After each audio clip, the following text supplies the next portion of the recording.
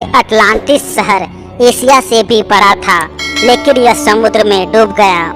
इस शहर को वैज्ञानिक आज भी खोजने में लगे हैं। यूनान के दार्शनिक और गणितज्ञ प्लेटो की कहानियों में इस रहस्यमयी शहर का वर्णन मिलता है। बताया जाता है कि अटलांटिक महासागर में अटलांटिस एक टापू पर बसा था। इस शहर की खूबसूरती और आकार को लेकर कई बड़े दावे किए जाते हैं। दोस्तों, आज के इस वीडियो में हम अटलांटिक महासागर के रहस्यमयी जगहों और रहस्यमयी घटनाओं के बारे में जिक्र करेंगे। तो बने रहिए इस महा एपिसोड में और चैनल को जरूर सब्सक्राइब कर लें। हालांकि अटलांटिक महासागर दुनिया के महासागरों में सबसे बड़ा नहीं है। अटलांटिक में अब तक का सबसे बड़ा जल निकासी क्षेत्र है। अटलांटिक के दोनों किनारों पर महाद्वीपों का ढलान इसकी ओर है, जिससे इसे दुनिया की प्रमुख नदियों का एक बड़ा हिस्सा पानी मिलता है।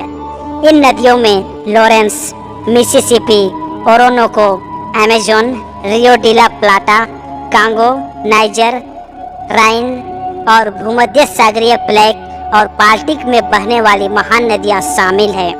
अटलांटिक महासागर दुनिया के 5 महासागरों में दूसरा सबसे बड़ा महासागर है।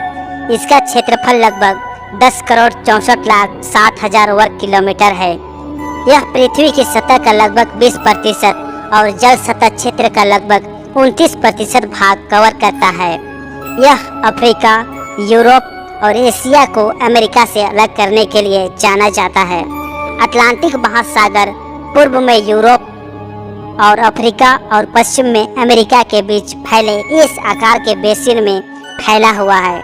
यह उत्तर में आर्कटिक महासागर से, दक्षिण पश्चिम में प्रशांत महासागर से, दक्षिण पूर्व में हिंद महासागर से और दक्षिण में दक्षिण महासागर से जुड़ा हुआ है। अटलांटिक महासागर में 111 साल पहले टाइटैनिक जहाज डूब गया था। दावा किया जाता है कि यह जहाज कभी भी समुद्र में नहीं डूबेगा, लेकिन आइसबर्ग से टकराने के बाद समुद्र में समा गया। दुनिया के सबसे बड़े जहाज टाइटैनिक के बारे में कहा जाता है कि वह कभी नहीं डूब सकता था। हालांकि एक्सपर्ट के आधार पर तैयार की गई रिपोर्ट में यह जानकारी दी गई है। इसमें बताया गया है कि टाइटैनिक को बनाते वक्त उसके अंदर कुछ खास तरह के कंपार्टमेंट को बनाया गया था। इससे अगर किसी भी वजह से जहाज का एक हिस्सा डूब जाता है तो भी उसका एक भाग नहीं डूबेगा। लेकिन इस तरह जहाज को डिजाइन करने के बाद भी वह कैसे डूब गया, इस सवाल को जवाब वैज्ञानिक आज भी पता नहीं लगा पाए हैं। 300 जहाजों की कब्र आइलैंड या अटलांटिक का कब्रिस्तान। यह आइलैंड बेहद डरावना है। बताया जाता है कि यहाँ कई रहस्य दफन है। आपको जानकारी के लिए बता दें कि इस अजीबोगरीब आइलैंड को जंगली घोड़ों का घर भी कहा जाता है। हम बात कर रहे हैं सेम्बल आइलैंड की। इंटरनेट पर इस आइलैंड के बारे में खोजें तो आपको आइलैंड और जंगली घोड़ों के बारे में बहुत सी जानकारी मिल जाएगी। आइलैंड नोवा स्कोटिया कनाडा से 100 मील की दूरी पर स्थित है। आइलैंड की लंबाई 42 किलोमीटर है और चौड़ाई 1.5 किलोमीटर बताई जाती है।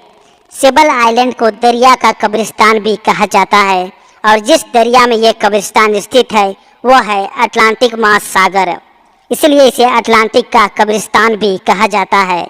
यहाँ 350 से भी ज़्यादा जहाज डूब चुके हैं। इस आइलैंड पर घने कोहरे और समुद्र की तरह दिखने वाली रेत के जाल में फंसकर जहाज दुर्घटनाग्रस्त हो जाते हैं और फिर यहीं पर उनकी कब्र बन जाती है। कहते हैं जो भी जहाज इस ओर आया वो वापस कभी नहीं लौटा। इससे बचने के लिए जहाज अब इसकी समुद्री सीमा से दूर से गुजरते हैं। अटलांटिक महासागर रहस्यों और अजूबों से भरा हुआ है। इसके बारे में और जानने के लिए चैनल को जरूर सब्सक्राइब करें।